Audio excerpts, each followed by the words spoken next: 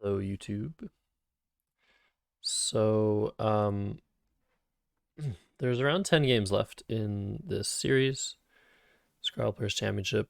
Trying to get it done in the next week. So I'm doing like 2 games a day. Game 20 was the next one I was supposed to do. But you know what? That's a very special game. Because despite the fact that I was in sixth place in round 18, I had just lost 2 games and therefore was nowhere close to the rest of the field at the top. And unless I just won out, my tournament was just over. And despite all of that, I was paired against Will Anderson, who was the favorite coming into the championship, but also had a very rough tournament. And because the two streamers were paired against each other, they decided to feature our game on the live stream on board one, against all odds, of course. And it was actually a really good game in terms of like from a viewer's perspective, from strategic perspective. Um, Game was really well played and enjoyable, I think, for the most part. So it was great that that got to happen, despite the fact that we weren't performing um, as well as some other players in the tournament. So I'm going to leave that game till the very, very end. And Will and I will hopefully bring that game to you in a different perspective as the one you're seeing here. We might even react to the live stream if you haven't seen it, or even if you have, get our insights on what we were thinking, and yeah, just get in real time basically what is happening in the game. So like I can do my best here to analyze the game and try to remember what was going on, but if you're seeing us in real time making our decisions, I think it's really cool to have a background of commentary. So I think that's what we're gonna do, and I'll bring that to you guys after all the other games have been annotated and analyzed. So I'm jumping to game 21. My record now is 12-8. It's not too shabby. It's just really not good enough. And yeah, I basically need to win all of my games but one to have a chance of finishing in the finals or even in the money. And I'm faced again against Joe Edley, who had just beaten me a few rounds prior. And yeah, this game, I already looked at this game. It's a brutal game, and you'll see why. So Joe goes first, and he starts with jeans. Um, this is my opening rack, and I play beatnik. Joe continues with vizier, and I bingo with egestion. So far, everything seems completely forced, and I didn't make a mistake. This room, it's move 4, and Joe triple triples with alewives for 176, and we were actually having a good time this game. I think I was just like, don't triple me, Joe. And he's like, well, I'm gonna look for a while. And then he finds alewives, and I was just like, oh my god, this is not happening. Like the game is over, basically. That is what I thought in this very position. And EECEEMOT or MOY is my rack. So in this position, I'm down 165, as I said, and against pretty much anybody at the top division, this is a completely unwinnable position unless I have something huge. And I was really broken at this point in the tournament. I was just like what am I doing wrong? What's happening? Why is this like the worst performance I've had in any nationals? Like I thought I was at my prime here. Like I just studied all of the words finally. And I've been playing a lot, probably a lot more than everybody else here. I've been playing a lot of tournaments. I don't feel tired. What's happening? And all this stuff is going through my head. And that is stuff that you need to, at this level, toss aside, set aside, and just try to make the best play. And yeah, I definitely lost my focus here. We were definitely chattering and kibitzing at this point in the game. Like I was just like, we were laughing about it, but I was obviously like completely distraught. And I actually could have come back this game if I'd only seen my bingo here of Hemocyte for 86 points. If I'd found this play, I would only be down 80 points, and it is definitely possible to come back.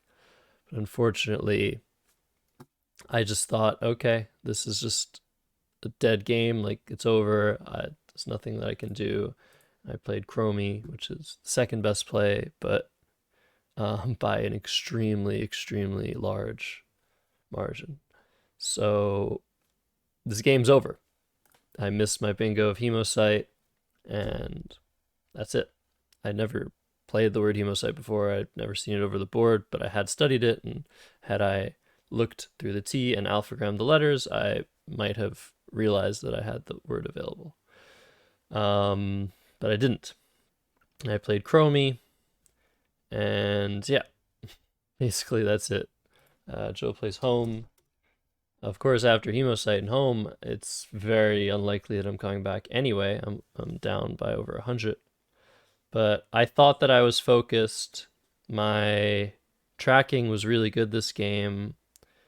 I just totally spaced out and didn't think of the fact that I could have some bingo that I might have to write down an alphagram to find, because Hemocyte is not something you just find. You have to do something. You have to like move your tiles around. You have to alphagram whatever works for you. It's not natural to find it. So here I play put, just keeping scoring as much as possible, and Joe just plays Erdicant for 90. And now, if you didn't think the game was over when I was down 122, well, the game is now over because I'm down 212 points. So let's keep going. I play Evil for 20, just trying to open a triple. Like, this is like my last attempt at winning. Of course, if I'm ever going to win this game, I also need to do what he did, basically triple, and way more than that. But Joe draws a vowel and a consonant, which is good enough to block the spot with full. And here I play, what do I play here?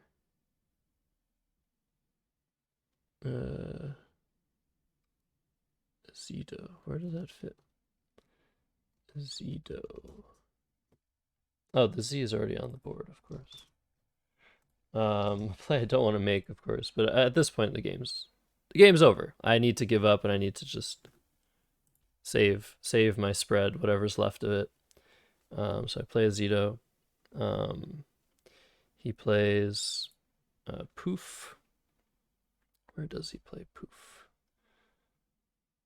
For 18. Don't remember. There, okay. Poof for 18.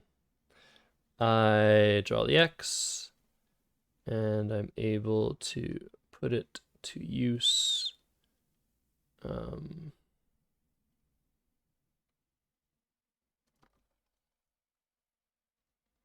Axes. Man, I just can't find the plays that were made here. Oh yeah, I see. Because yeah, like other than this move, I think I played the game right. But like the one move, of course, cost me the game of Hemocyte. I could have just lost anyway, even if I played perfectly. But I was laser focused this game, except that one situation where we were just laughing about how ridiculous that was, to be dead after like 2 moves. But I wasn't dead. So I play OY. Joe plays Adorned. You could just play whatever he wants. But I draw into Migraine, and I'm like, okay. Joe happens to have just drawn, I don't know. What could he have drawn? E-E-E-O. Yeah, there's nothing that he, A-E-E-E-O. There's nothing he can draw here that's going to prevent him from blocking the triple triple. I'm like, well, maybe he'll get greedy and he won't block it. And I was like, okay, Joe, I know like you triple tripled earlier. Just please don't do it again. And he was like, oh my God. And he triple triples again. So I need to remember what letter was blank. I think the S. No, it wasn't the S. Maybe it was one of the E's. No. But yeah. Triple triples again. Which letter is blank? Maybe the L. Uh. Hmm. Oh no, I had the blank. Okay. No, he actually had really C natural, of course. Sorry, this was not. I really should have prepared you guys for this moment, but like I was actually only down 74 points here, and I was like, wait, maybe like I have a tiny slim chance of winning this. Hits me with release C. Um, and so um, I had to play outdraw here. It might even be the best play. Probably isn't, but it's close. Because I just thought that that's what had happened, where I just got destroyed. But yeah, he plays Toby, and allows me to go out with my G, and wins 584 to 415. And honestly, I don't know that I've ever gotten triple tripled on twice in one game, but for a game that I got triple tripled on and double doubled on, I actually did okay for myself. 415 to 584. We didn't even get 1,000 points this game. But yeah, what to say? Of course, I think had I just believed, had I just not felt that the game was over here, I think I could have found Hemocyte. And I mean, look what happened. I did come back within 74 points, and this was like a 40-point mistake. So could have happened. You never know. You never know. Of course, I would have been down by 120 after his next play, but you never know what'll happen if you make the right plays. So yeah, this was the game. And of course, this game I thought I couldn't lose, but after this game being 12-9, I was calculating, looking at the standings, and I was like, okay, maybe if I win out, if I win every single game, I can make it to the finals or third place or something. That seemed very unlikely, and I would need to win by large margins. But yeah, guess who I was faced against in round 22? None other than my mentor and clubmate, Jason Lee. And there's a history of Jason and I being paired against one another in championship games, and I have a really good record against him in like important games to like place at the end of the tournament, like King of the Hill games, and all the other games he just destroys me. I have a really bad record against him, and this was not a championship game, but it was the last chance that I had to win out. If he were to beat me this game, I was totally out. There was no chance of me winning nationals mathematically. And yeah, so let's go through it. I open with tack because I don't think I remembered if tacket was a word, but I thought that the leave of MET was pretty good compared to just M, but I think tacket is a bit better. He plays Vogue. I play Kex. And if you look at this score sheet, again, like it's very neat. It's very neat. Like I seem to be focused. I seem to not be like tilted. But yeah, we'll see. Tio comes down. I'm very happy with this. I get to play Hum, keeping EINT, really blocking off the left side of the board completely. And TINE can definitely turn into something good. Here, Jason plays Omen, setting up the N hook. And I draw the F and the V, and I play 5. I could also play Feint. I did see this, but I thought no need to keep a V and open a really nice prime bingo lane on the third row with these 2 double letter scores and the double word score and the overlaps. I thought I was pretty in control here, being up 60 points. So I play 5. Jason plays plain. And here I had no clue what to do. There are a lot of options. I can play pend, strep, head, just hump. So I thought again that I was up 38 points here.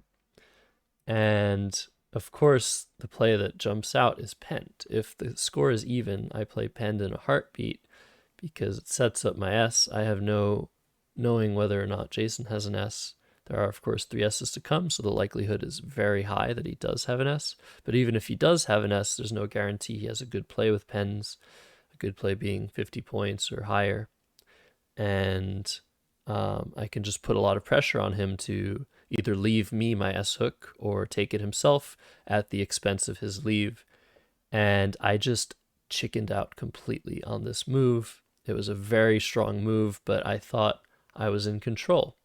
I thought that I could play pent or pert and just keep everything contained and not set up any hooks and have a 60-point leave with really nice tiles. I really thought that this was the ideal situation.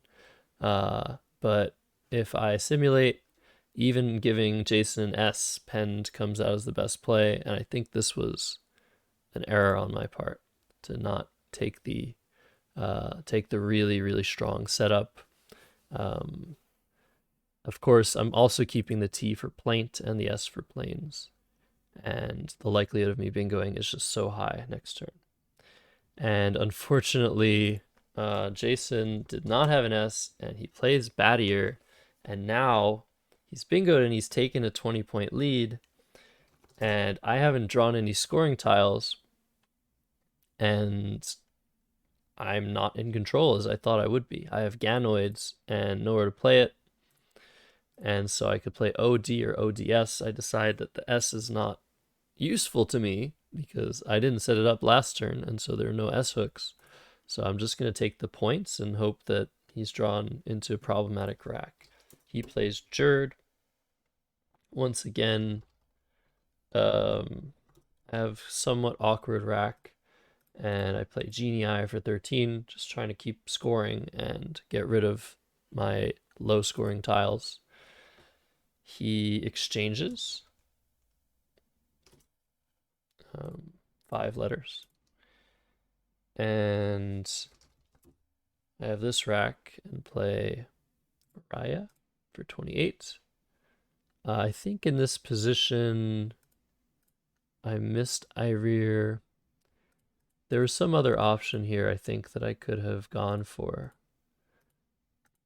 Maybe just Rye. Something might have been better, but I think this was really close, if not the best play. Jason plays Zen for 22. Now he's down 12, but he's closed the board. And basically, he's banking on me not having a scoring play on the O column, because if I have a scoring play here, he's in big trouble. But all I have is EAU. I thought he might have an E, but maybe I shouldn't think that he has an E if he's played Zen like that. Because if he has an E, there are a number of ways that he can use this spot, even keep the Z. I knew that he probably didn't have an I or an A, and probably had some consonants. Maybe I had a blank. So it's possible that I should just play JEU here and leave the spot open for myself. But instead I take it and I'm like, okay, what's your move, Jason? I'm up 23. The board is closed. What's that? What's up? But Jason had an S, had two S's, and he plays crass, and he's up 16 now. And now, again, I'm struggling with these very low scoring tiles, which I tried to get rid of with Genii. And yeah, both blanks are still unseen. And I have no real way to continue the scoring pressure without opening anything. So I feel like in this position, Iron was my best choice to try and bait Jason to make a further opening play or threaten some bingos. And of course, in this position, if Jason bingos, I can still potentially open the board to bingo back. But after certain other plays, like Oniric, I was thinking puts me in a really bad position if Jason bingos immediately. Because any bingo I'll play will probably open a lot of scoring stuff that Jason will have the first crack at. So I thought Iron was the best play. And Jason took an extremely long time here and laid down the finishing blow of Hayfield, which he had a better play feasibly, but he ended up playing Hayfield with both blanks, and my rack was AEINTU, another 7-point rack that doesn't do anything good. And I held the word Hayfield, and I was like, this is probably a word, but how am I going to win if it's valid? And I just held and held and held, and I even just like wrote on my score sheet as best as I could, trying to see if I recognized the anagram or the alphagram, and I did, and I was just like, yeah, that's valid. I'm gonna keep trying to fight here, play Unai, best highest score that I can get, leaving the game close. But Jason plays Goud. No fear, giving me one chance to bingo on the A column. And here I draw the QU combo and I have no idea what to do. There's 7 in the bag. It seems so difficult to find a path to victory. I can't play the Q, so I have to eat it. Sorry, my last letter was an N. So I decided here that I would play EW for 20 to leave the A column open and try to draw into 6 in the bag. I was trying to draw into some Q bingo. I think I was trying to draw into antique in 2 spots. That was the best idea I had. It's very hard for him to block both the E, C, and A columns, all 3 of those at the same time. But Wien seems to be the preferred play. I don't think it is. I don't think it's the right play here, because Jason will play as defensively as he can next move. So I felt like I definitely needed to leave as many things open as possible. But I could maybe consider playing EWE in this spot to open the B column. But again, I wanted to make it as difficult as possible for Jason to block everything. And it was very difficult to do that. I could play something like Jet, but that just doesn't lead to anything. And so yeah, I decided to play EW. I think it might be better to play Gown and go for equites or equates. I think it's a higher percentage that I'll draw one of those than antique, because antique I need to draw one of the two AI combinations in the bag, whereas after gown I can draw AS or IS or IS. So I think gown was potentially the best play here. I played EW, just trying to complicate. Jason plays ooh for 26. And that's the other issue. Even if I bingo, I might just not have enough to win. I really didn't want to play 2 tiles off and allow Jason to make a 3-tile play like that. And yeah, it just seemed to be pretty much over. I drew into this rack, so I drew the oops. I drew the S. I think I drew into this. Or I maybe drew into 2 E's. I don't quite remember. Yeah, I think I drew into 2 E's. And so I played Nan. So I drew into sequent. Yeah, I remember that. And I played Nan for 3, just trying to draw into equates and equites. 1 turn too late. And just hope he makes some terrible blunder. But of course he doesn't. He plays dab with this rack. I draw into equites, and I'm just like, well, I was like 99% sure Pert didn't take an S, but my only chance of staying in the tournament is by playing equites and Perts. And of course it is challenged off the board because Pert does not take an S. Jason plays lid for 8. And I play TI. No, I didn't play that. I played 29. I played Sook. I didn't see Bequest. And Jason goes out with Brill to win the game 382 to 306. And if I tell you I was crushed after this game, it wouldn't be the half of it. I was completely and utterly dismayed. I was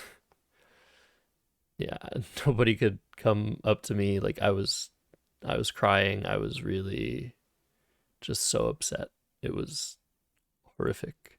I think the worst I've ever felt at a tournament. I remember the only other time that I cried at a tournament was in 2013. I actually made a video about that game. It seems like I'm weaponizing my feelings here. But yeah, it was at another nationals where I thought I had a chance to win and I blew it. And this is the same. I felt like I had a chance. I came all the way back to 6th place and dropped 4 games out of 5. And yeah, horrible. So feel bad for me. But no, this was the low point of the tournament for sure. But I just need to get the tears out, and after that, just play some Scrabble and try to play my best Scrabble. Just try to not care about the results and continue on. So yeah, those were the 2 rounds. I hope you enjoyed. I surely didn't. I think I've already said that once. I need to find another catchphrase for when I lose games. But yeah, round 21, round 22. So I have 23 through 31 coming to you guys in the next few days. And at the very end, I'll show you guys the, I guess, highlight of Nationals getting to play on board 1 despite not deserving it against none other than Will Anderson. So yeah, looking forward to all of that, and I'll see you guys next time.